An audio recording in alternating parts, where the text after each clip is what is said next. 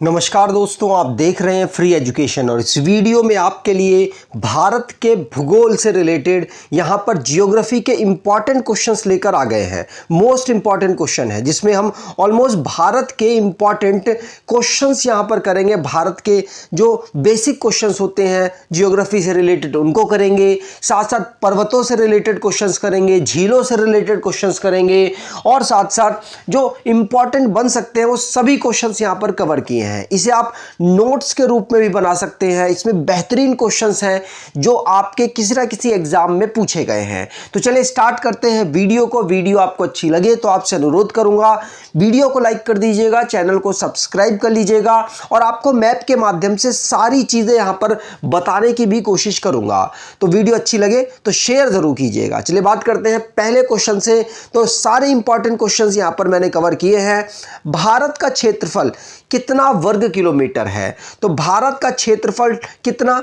32,87,263। आप सिर्फ 32 लाख या 33 लाख याद करके छोड़ सकते हैं। आपके आसपास का जो ऑप्शन हो उसको आप टिक मार लेंगे। अगला, क्षेत्रफल के अनुसार भारत विश्व का कौन सा स्थान रखता है? तो ये आपको मालूम होगा 7वां स्थान रखता है। पहले पर कौन है? रशिया। दूसरे पर कौन है? कनाडा। तीसरे पर कौन है? चाइना। चौथे पर कौन है? यूएसए। और लास्ट भारत कौन से पर है? 7वें पर। अगला है महत्वपूर्ण जानकारियां जिसमें विश्व का सबसे बड़ा देश रूस है, ध्यान रखिएगा। अगला, क्षेत्रफल में भारत के पहले कौन सा देश आता है? तो भारत के पहले यहां पर बात की जा रही है। भारत से पहले मतलब 6 पोजीशन पर आता है ऑस्ट्रेलिया। दुनिया में क्षेत्रफल के मामले में 6ठे पायदान पर ऑस्ट्रेलिया है, ध्यान रखिएगा। अगर प्रथम स्थान पर जनसंख्या वाइज बात करें, अभी भारत की जनसंख्या रिपोर्ट आई नहीं है लेकिन कई संस्थाओं ने भारत को टॉप बता दिया है जनसंख्या में। तो अगर भारत की ऑथेंटिकेशन की बात करें या भारत की जो जनगणना है उसके अनुसार बात करें तो चीन पहली पोजीशन पर है जनसंख्या वाइज और दूसरे पर भारत है और तीसरे पर यूएसए है। अगला, भारत का क्षेत्रफल विश्व के क्षेत्रफल का कितना प्रतिशत है? तो भारत का क्षेत्रफल 2.42% है, ध्यान रखिएगा। अगला, भारत की जनसंख्या का प्रतिशत विश्व की जनसंख्या की तुलना में कितना प्रतिशत है? तो कितना? 17.5% है। इंपॉर्टेंट है, ये दोनों फैक्ट्स याद रखिएगा। 2011 की जनगणना के अनुसार ये 17.5% है, ध्यान रखेंगे। अगर कोई अन्य रिपोर्ट होगी तो उसके अनुसार ये वेरी कर सकता है लेकिन ज़्यादातर आपसे 17.5 वाला ऑप्शन ही आता है। अगला, भारत का विस्तार उत्तर से दक्षिण मतलब उत्तर मतलब ऊपर से नीचे दक्षिण तक का कितना विस्तार है? तो कितना है? 3214 किलोमीटर। कितना? 3214 किलोमीटर। और अगर पूर्व से पश्चिम मतलब पूर्व है आपका ये और पश्चिम है आपका ये, इसकी डिस्टेंस कितना है? तो इसका डिस्टेंस है 2933 किलोमीटर, ध्यान रखिएगा। अगर 3214 किलोमीटर उत्तर से दक्षिण की बात करेंगे, अगर पूर्व से पश्चिम की बात करेंगे तो 2933 किलोमीटर भारत का विस्तार है। भारत के उत्तर दिशा में क्या है? तो भारत का उत्तर दिशा है ये और उत्तर दिशा में यहां पर आपको पता होगा क्या है? हिमालय है। उत्तर की सीमा हिमालय पर्वत यहाँ पर स्थित है भारत के। भारत के दक्षिण दिशा में क्या है? तो दक्षिण दिशा मतलब नीचे की बात हो रही है। यहाँ पर नीचे क्या है? हिंद महासागर है। अगर आपसे पूर्व की बात करें तो यहाँ बंगाल की खाड़ी है। अगर आपसे पश्चिम की बात करें तो पश्चिम में अरब सागर है। तो अगला क्वेश्चन यही है कि पूर्व दिशा में भारत के क्या है? तो पूर्व में बंगाल की खाड़ी है और पश्चिम में क्या है? तो पश्चिम में अरब सागर है। अगला है, भारत की स्थलीय सीमा का विस्तार कितना है? तो भारत की स्थलीय सीमा मतलब पाकिस्तान के साथ बाउंड्री बन रही है या फिर अफगानिस्तान के साथ बाउंड्री बन रही है, फिर चाइना के साथ, फिर नेपाल के साथ और फिर उसके बाद चाइना के साथ फिर से फिर भूटान के साथ, फिर चाइना, फिर यहाँ पर म्यांमार के और फिर बांग्लादेश। तो टोटल जितनी लैंड दूसरे देश के साथ सीमा टच हो रही है वो कितनी है, तो 15,000 आप 100 याद कर सकते हैं, इससे आपका काम हो जाएगा। 15,106.7 ये एग्जैक्ट है, लेकिन 15,100 आप याद करके छोड़ सकते हैं। इतना भारत का स्थलीय विस्तार है। ठीक, अगला, भारत की तट रेखा का विस्तार कितना है, तो भारत की तट रेखा मतलब ये जो गुजरात है एक तरफ, उसके बाद महाराष्ट्र आता है, उसके बाद गोवा है, फिर कर्नाटका, फिर केरला, फिर तमिलनाडु, और फिर उसके बाद आंध्र प्रदेश, फिर उड़ीसा और वेस्ट बंगाल, ये सारी है तटीय रेखा। तो भारत की तटीय रेखा तट रेखा कितनी है, और इसके साथ साथ ये तो मुख्य भूमि की हो गई, और भारत का अंडमान निकोबार भी तो है, इसकी भी तट रेखा, भारत का लक्षद्वीप भी तो है, इसकी भी तट रेखा। तो ये टोटल तट रेखा भारत की है 7516 किलोमीटर। कितनी? 7516। इसमें लक्षद्वीप और अंडमान दोनों को इंक्लूड किया हुआ है, ध्यान रखिएगा।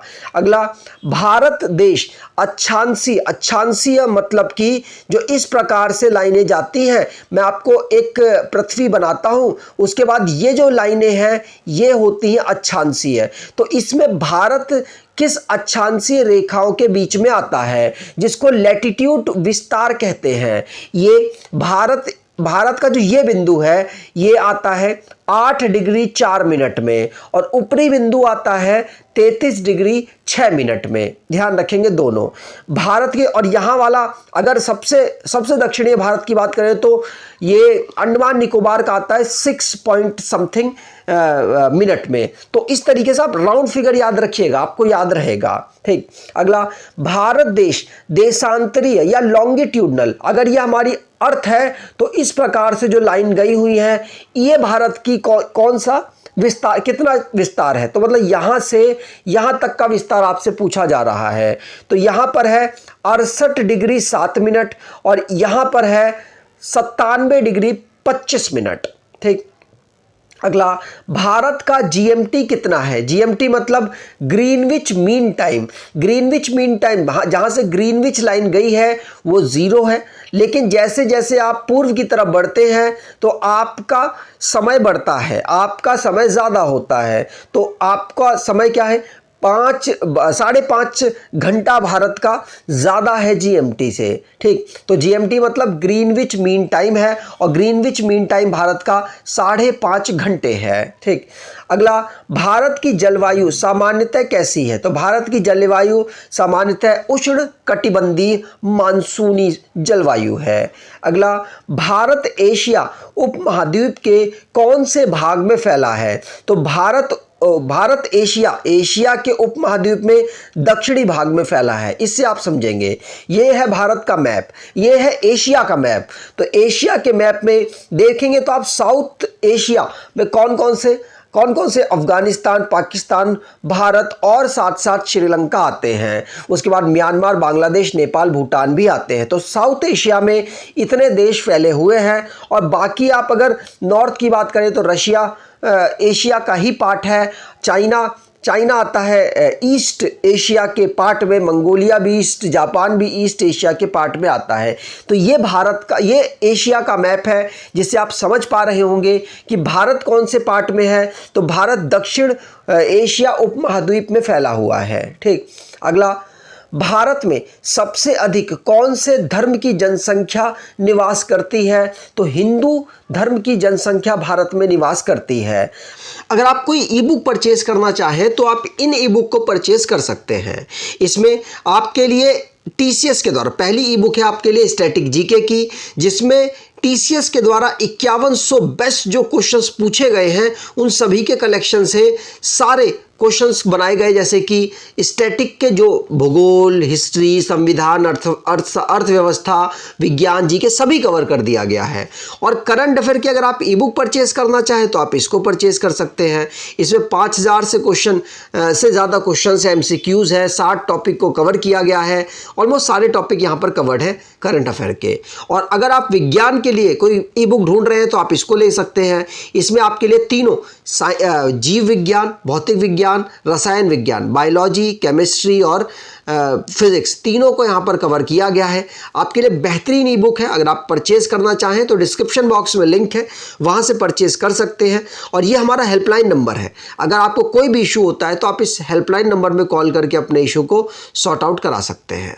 चलिए, भारत की आधिकारिक भाषा है हिंदी। और कौन सा अनुच्छेद जो अंग्रेजी भाषा को कार्यालयीन उद्देश्यों के लिए उपयोग करने के लिए अनुमति देता है? तो अनुच्छेद 343(3) ये अंग्रेजी भाषाओं को जो गवर्नमेंट काम होते हैं उनके लिए अलाउ करता है कि आप इसको यूज़ कर सकते हैं। भारत की राजधानी नई दिल्ली। भारत के कितने राज्य हैं? तो भारत के 28 राज्य हैं। और कितने संघ राज्य हैं? तो ये 8 है, जिनको केंद्र शासित प्रदेश भी कहते हैं, उन्हीं की बात कर रहा हूँ। तो अगर मैं 8 केंद्र शासित प्रदेशों की बात करें तो लद्दाख है, यहाँ जम्मू एंड कश्मीर है, और यहाँ दादर नगर हवेली है। दादर एंड नगर हवेली एंड दमन दीव दोनों मिलाकर एक कर दी गई हैं, है ना। इधर लक्षद्वीप भी है, इधर अंडमान निकोबार है, पोंडुचेरी है, और उसके बाद एक हमारा चंडीगढ़ है और दिल्ली है। तो 8 ही हो चुके हैं जो कि भारत के केंद्र शासित प्रदेश हैं। अगला, भारत में मुख्य रूप से कितने प्रकार की मौसम पाए जाते हैं? तो भारत में मुख्य रूप से 4 प्रकार के मौसम पाए जाते हैं। सर्दी, गर्मी, एक दक्षिण पश्चिम मानसून का मौसम, और मानसून जब चला जाता है उस समय जो मौसम होता है वो। तो 4 प्रकार के यहाँ पे मौसम पाए जाते हैं। भारत को कितने प्रमुख भूभाग क्षेत्रों में विभाजित किया जा सकता है? तो भारत को 4 भूभाग क्षेत्रों में विभाजित किया जा सकता है। एक माउंटेन मतलब ग्रेट माउंटेन, एक गंगा तथा सिंधु का मैदान, एक रेगिस्तान और एक दक्षिणी प्रायद्वीप। तो 4 भागों में विभाजित, 4 भूभाग क्षेत्रों में विभाजित किया जा सकता है। भारत के उत्तरी सीमा पर कौन सा देश स्थित है? तो भारत के उत्तर सीमा पर एक तरफ है नेपाल और एक तरफ है भूटान। और ये है भूटान और ये है नेपाल। अगर नेपाल की बात करें तो 5 राज्यों के साथ सीमा बनाता है। एक तो उत्तराखंड है, याद कीजिए अकाउंटिंग में, उत्तराखंड, उत्तर प्रदेश, बिहार, पश्चिम बंगाल और सिक्किम, 5 राज्यों के साथ। और भूटान की बात करें तो भूटान 4 राज्यों के साथ सीमा बनाता है। मैंने ये नेपाल की बताया है। तो भूटान 4 राज्यों के साथ सीमा बनाता है, एक सिक्किम, एक पश्चिम बंगाल, एक असम और एक अरुणाचल प्रदेश। तो ये सीमाएं भी ध्यान रखिए। भारत के उत्तर पश्चिम सीमा पर कौन सा देश स्थित है? तो उत्तर पश्चिम में अगर आप इधर देखें तो पाकिस्तान और अफगानिस्तान है। कौन से? पाकिस्तान, अफगानिस्तान। पाकिस्तान गुजरात, राजस्थान, पंजाब और जम्मू कश्मीर, लद्दाख के साथ सीमा बनाता है। लेकिन अफगानिस्तान बनाता है सिर्फ और सिर्फ लद्दाख के साथ। ठीक। भारत के उत्तर पूर्वी सीमा, उत्तर पूर्वी मतलब ये वाली सीमा, यहाँ पर कौन सा देश सीमा बनाता है? तो चीन बनाता है। चीन भारत के लद्दाख के साथ, हिमाचल प्रदेश के साथ, उत्तराखंड के साथ और सिक्किम के साथ, अरुणाचल प्रदेश, 5 एक यूनियन टेरिटरी और 4 राज्यों के साथ सीमा बनाता है। भारत के स्थलीय सीमा से कितने देश जुड़े हुए हैं? तो याद कीजिए, इसे मिटाता हूँ। पाकिस्तान, अफगानिस्तान, चाइना, नेपाल, भूटान, म्यांमार और बांग्लादेश। कितने हो गए? 7 देश हो गए जो भारत के साथ स्थलीय सीमा बनाते हैं। अगला, भारत के स्थलीय सीमा से जुड़े देशों में सबसे अधिक सीमा कौन सा देश बनाता है? तो सबसे अधिक सीमा में सबसे लंबी सीमा, तो ये बांग्लादेश की सीमा सबसे लंबी है, 4096 किलोमीटर लगभग, आप याद कर सकते हैं। भारत के स्थलीय सीमा से जुड़े देशों में सबसे कम सीमा बनाने वाला देश कौन है? तो सबसे यहाँ पे छुप गया है, मैं आपको यहाँ बता दूं, अफगानिस्तान है। अफगानिस्तान भारत के साथ यहाँ पर से लद्दाख के साथ सीमा बनाता है। और बांग्लादेश का मैंने नहीं बताया तो बांग्लादेश का बता देता हूँ। 5 राज्यों के साथ ये सीमा बनाता है। कौन कौन सा? सबसे लंबी सीमा ये वेस्ट बंगाल के साथ बनाता है, उसके बाद असम के साथ, फिर मेघालय के साथ और उसके बाद त्रिपुरा और फिर उसके बाद मिजोरम के साथ। तो 5 राज्य हो गए जिनके साथ ये सीमा बनाता है। और अगर अफगानिस्तान की बात करें तो ये सिर्फ लद्दाख के साथ सीमा बनाता है और लद्दाख के साथ अफगानिस्तान की सीमा सिर्फ 106 किलोमीटर की है, सबसे छोटी सीमा है। ठीक। भारत का सबसे निकटतम समुद्री सीमा पर स्थित देश कौन सा है? तो समुद्री सीमा पर स्थित देश कौन सा है? ये श्रीलंका है। ऐसे कितने देश हैं जो भारत से स्थलीय और समुद्री दोनों सीमा बनाते हैं? तो एक मैं बताता हूँ, पाकिस्तान है, दूसरा पाकिस्तान के बाद बांग्लादेश है और फिर म्यांमार है। तो 3 देश ऐसे हैं जो कि सीमा स्थलीय और साथ साथ पानी की दोनों बनाते हैं। ठीक, तो तीनों को ध्यान रखिएगा। आगे बात करें, यहाँ पर आप देख पाएंगे तो ये देखिए, यहाँ पर ये जलीय सीमा हो गई और ये स्थलीय सीमा, ये जलीय सीमा हो गई, ये स्थलीय सीमा, ये जलीय सीमा हो गई, ये स्थलीय सीमा। ठीक, आगे अगला क्वेश्चन, भारत के कितने राज्य समुद्री सीमा व तट से जुड़े हुए हैं? तो भारत के जो कितने राज्य हैं जो तट से समुद्र से जुड़े हुए हैं? तो देखिए, गुजरात 1, महाराष्ट्र 2, राज्यों की बात की गई है। गुजरात 1, महाराष्ट्र 2, गोवा 3, कर्नाटका 4, केरल 5, तमिलनाडु 6, आंध्र प्रदेश 7, उड़ीसा 8 और 9 वेस्ट बंगाल। तो 9 ऐसे राज्य हैं जो कि तटीय सीमा बनाते हैं और गुजरात की तटीय सीमा सबसे अधिक है। ठीक, समुद्री सीमा से कितने केंद्र शासित प्रदेश जुड़े हैं? तो केंद्र शासित प्रदेशों की बात करें तो एक यहाँ पर है दादर एंड नगर हवेली और दमन द्वीप, ये बना रहा है, और लक्षद्वीप बना रहा है, 2 हो गए, अंडमान बना रहा है, 3 हो गए, और यहाँ पर पोंडुचेरी के जो राज्य हैं वो एक तो है यनम जो कि आंध्र प्रदेश में है, दूसरा यहाँ पर तमिलनाडु में है पोंडुचेरी, और कराईकल 2 हो गए यहाँ पर, ये जिले हैं पोंडुचेरी के, और एक माहे। तो 4 जिलों से मिलकर बना हुआ है पोंडुचेरी। और माहे कहाँ पर है? माहे है केरला में। तो ये 4 जिले अलग अलग जगह पर हैं और ये भी समुद्री सीमा बनाते हैं। ये भी तो केंद्र शासित प्रदेश है। तो 4 ऐसे केंद्र शासित प्रदेश हैं जो समुद्री सीमा बनाते हैं और 9 ऐसे राज्य हैं जो समुद्री सीमा बनाते हैं।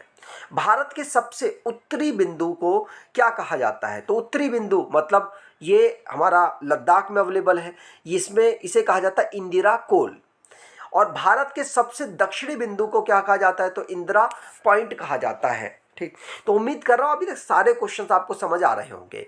ये सारे के सारे वो क्वेश्चंस हैं जो इम्पॉर्टेंट हैं और आपके एग्जाम में पूछे भी जाते हैं और ये आपको मालूम भी होने चाहिए। ये बेसिक इन्फॉर्मेशन है जो आपको भारत और भारत के आसपास की इन्फॉर्मेशन पता होनी चाहिए। अगला, भारत का सबसे दक्षिण राज्य कौन सा है? तो तमिलनाडु राज्य है। भारत के सबसे पश्चिमी बिंदु को क्या कहा जाता है? तो पश्चिमी बिंदु है गुजरात में, इसको कहा जाता है सर क्रीक। क्या कहा जाता है? Sir creek. ठीक, अगला, भारत तथा चीन के बीच कौन सी विभाजन रेखा है? तो भारत और चीन के बीच विभाजन रेखा है मैकमोहन लाइन, और सर हेनरी मैकमोहन के द्वारा इसको निर्धारित किया गया था 1914 में, इसीलिए इसको सर मैकमोहन लाइन कहा जाता है। भारत और पाकिस्तान के बीच कौन सी विभाजन रेखा है? तो इसे रेडक्लिफ लाइन कहा जाता है, और ये रेडक्लिफ लाइन जो कि सर सीजे रेडक्लिफ के द्वारा निर्धारित की गई थी, इसलिए उनके नाम पर इसे बनाया गया। ये 1947 में बनी थी। भारत के कितने राज्यों से कर्क रेखा गुजरती है? तो भारत के 8 राज्यों से कर्क रेखा गुजरती है। किससे किससे? तो यहाँ पर कर्क रेखा कुछ इस प्रकार गुजरती है, थोड़ा बहुत इधर उधर हो गया होगा, लेकिन मैं आपको बता दूं ये गुजरात से गुजरती है, राजस्थान से, मध्य प्रदेश से, और छत्तीसगढ़, झारखंड, वेस्ट बंगाल के साथ यहाँ पर ये त्रिपुरा से और मिजोरम, ये टोटल 8 राज्य हैं जिनके साथ ये सीमा गुजरती है। यहाँ पर लिखा भी हुआ है। ठीक, आगे अगला क्वेश्चन, क्षेत्रफल के अनुसार भारत का सबसे बड़ा राज्य कौन सा है? तो सबसे बड़ा राज्य है राजस्थान, और क्षेत्रफल के अनुसार दूसरा सबसे बड़ा राज्य मध्य प्रदेश है। क्षेत्रफल के अनुसार भारत का सबसे छोटा राज्य गोवा है। भारत का सबसे अधिक जनसंख्या वाला राज्य उत्तर प्रदेश है, और जनसंख्या वाइज दूसरा सबसे अधिक जनसंख्या वाला राज्य है महाराष्ट्र। ठीक, भारत का सबसे कम जनसंख्या वाला राज्य सिक्किम है। ठीक, और सिक्किम 3 देशों के साथ सीमा बनाता है, चाइना, नेपाल और भूटान। क्षेत्रफल के अनुसार भारत का सबसे बड़ा केंद्र शासित प्रदेश या संघ राज्य कौन सा है? तो लद्दाख क्षेत्रफल के अनुसार सबसे बड़ा केंद्र शासित प्रदेश है, और क्षेत्रफल के अनुसार भारत का सबसे छोटा केंद्र शासित प्रदेश है लक्षद्वीप। क्या आप बताइए, ऐसे क्वेश्चंस आपके एग्जाम में नहीं आते? ये सभी के सभी क्वेश्चंस इंपॉर्टेंट हैं जो आपके किसी ना किसी एग्जाम में आए हुए भी हैं।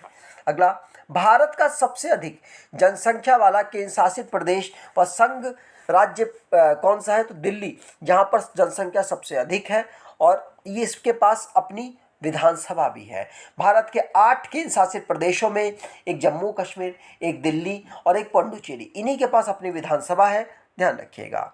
भारत का सबसे कम जनसंख्या वाला केंद्र शासित प्रदेश व संघ राज्य कौन सा है? तो लक्षद्वीप भी है, जो कि सबसे कम जनसंख्या रखता है और सबसे छोटा केंद्र शासित प्रदेश भी है। अगला, भारत का कौन सा ऐसा राज्य है जो 3 ओर से दूसरे देश और उत्तर पूर्व में असम और मिजोरम से जुड़ा हुआ है? तो त्रिपुरा राज्य है, जो बांग्लादेश के साथ तीनों तरफ से घिरा हुआ है और इसकी सीमा मिजोरम और असम के साथ लगती है। ठीक, अगला, पर्वतीय क्षेत्रों। अब यहाँ पर मैं दर्रों की बात कर रहा हूँ, तो दर्रे की बात करते हैं। पर्वतीय क्षेत्रों में आवागमन के लिए प्राकृतिक जो रास्ते बन जाते हैं उनको ही दर्रा कहा जाता है। 2 पर्वत है बीच में, ये पर्वत है, यहाँ से एक रास्ता जो बन गया उसको कहेंगे दर्रा। ठीक, और काराकोरम दर्रा कहाँ पर है? लद्दाख में है। काराकोरम दर्रा भारत और चीन की सीमा बनाता है, ये भी क्वेश्चन पूछा गया है। जोजिला दर्रा कहाँ है? तो जम्मू कश्मीर में है।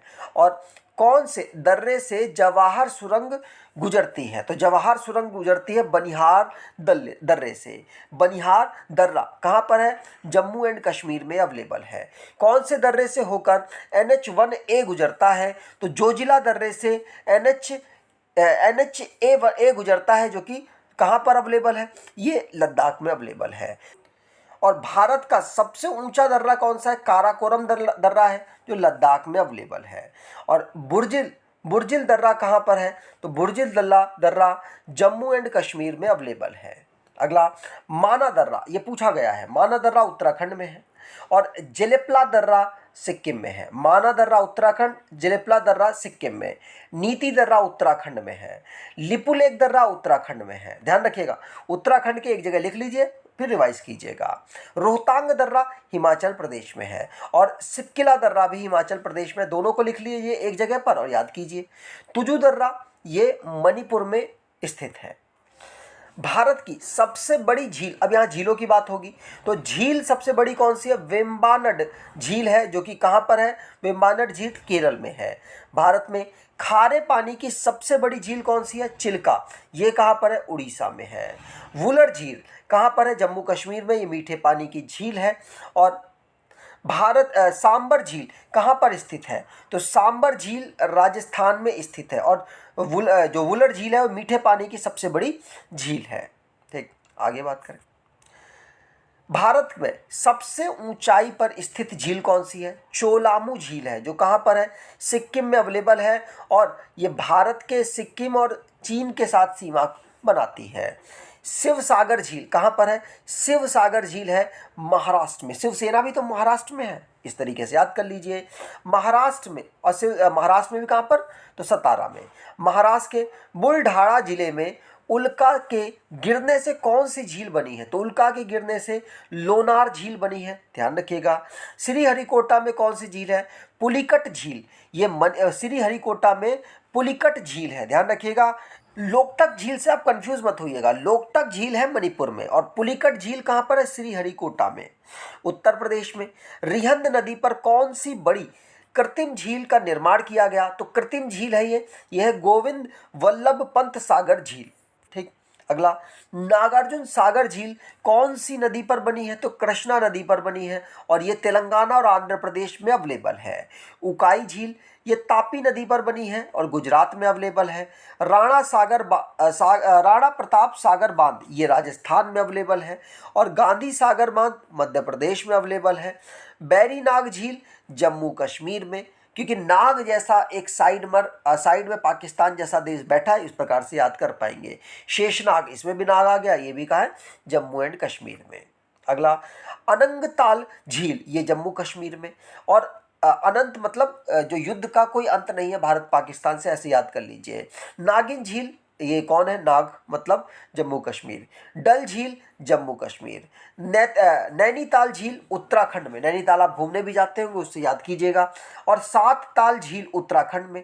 माता ताल झील ये उत्तराखंड में है और राकसताल उत्तराखंड में, देवताल झील उत्तराखंड में। तो इस प्रकार से सारी जो एक जगह की झीलें हैं उनको लिखकर एक बार दो बार रिवाइज कीजिएगा। और अगर आप फ्री टाइम रखते हैं तो इन वीडियोस को ज़रूर देखिएगा, जिससे कि आपको बेनिफिट मिले।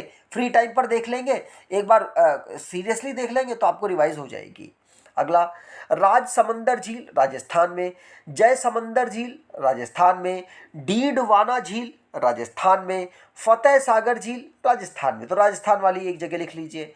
कोलेरू झील आंध्र प्रदेश में, अष्टभुजी झील केरल में, पेरियार झील केरल में, लोकटक ये कहाँ है? मणिपुर में, और पुलिकट ये आंध्र प्रदेश के श्रीहरिकोटा में। अब यहाँ पर पठारों की बात करते हैं तो भारत का सबसे विशाल पठार कौन सा है?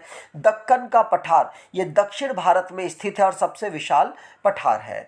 दक्कन के पठार के उत्तरी भाग में क्या है? तो दक्कन के पठार के उत्तरी भाग में सतपुड़ा और विंध्याचल पर्वत अवेलेबल है। दक्कन का पठार मुख्य रूप से कौन से राज्य का भाग है? तो ये महाराष्ट्र राज्य का मुख्य रूप से भाग है। छोटा नागपुर का पठार भारत के कौन सा भाग है? तो भारत के कौन सा भाग है? तो ये पूर्वी भाग में छोटा नागपुर पठार अवेलेबल है। पूर्वी भाग मतलब ये वाला भाग। ठीक। जादूगोड़ा की खान कौन से पठार में है? तो छोटा नागपुर पठार में है, और यूरेनियम की खान यहीं पर प्राप्त होती है। जादूगोड़ा, ध्यान रखिएगा, ये खान कहाँ पर? छोटा नागपुर पठार में है, झारखंड में ये अवेलेबल है। छोटा नागपुर झारखंड और छत्तीसगढ़ के कुछ एरिया को कवर करता है, साथ साथ उड़ीसा में भी। छोटा नागपुर के पठार पूर्वी भाग में क्या है? तो इस सिंधु मतलब जो छोटा नागपुर पठार है इसके पूर्वी भाग में सिंधु गंगा के मैदान अवेलेबल हैं। ठीक। अगला, मैकाल का पठार कहाँ स्थित है? तो मध्य प्रदेश और छत्तीसगढ़ में स्थित है, इसकी सीमा पर स्थित है मैकाल का पठार। अगला, मुख्य रूप से तमिलनाडु और आंध्र प्रदेश में कौन से पठार हैं? तो तमिलनाडु और आंध्र प्रदेश की बात हो रही है, यहाँ पर कोरोमंडल के पठार अवेलेबल हैं। अगला, मध्य प्रदेश के पश्चिम और साथ साथ पश्चिम मतलब ये वाली जगह, और राजस्थान के दक्षिण मतलब नीचे वाली जगह, यहाँ पर कौन सा पठार है? मालवा का पठार है। और कर्नाटक का पठार भी कहाँ पाया जाता है? मतलब कर्नाटक में कौन सा पठार है? तो किसे कर्नाटक का पठार कहते हैं? तो धारवाड़ को कर्नाटक का पठार कहते हैं। तो उम्मीद करूंगा आपको ये वीडियो अच्छी लगी होगी। वीडियो अच्छी लगी है तो आपसे अनुरोध करूंगा वीडियो को लाइक कर दीजिएगा, चैनल को सब्सक्राइब कर लीजिएगा, और आपके लिए बेहतरीन वीडियो लाने की कोशिश हम लगातार करते हैं। लेकिन अगर आपको कोई सजेशन देना है तो कमेंट बॉक्स में सजेशन जरूर दीजिएगा। अगर आपको वीडियो अच्छी लगी है तो अपने दोस्तों तक शेयर ज़रूर कीजिएगा। धन्यवाद।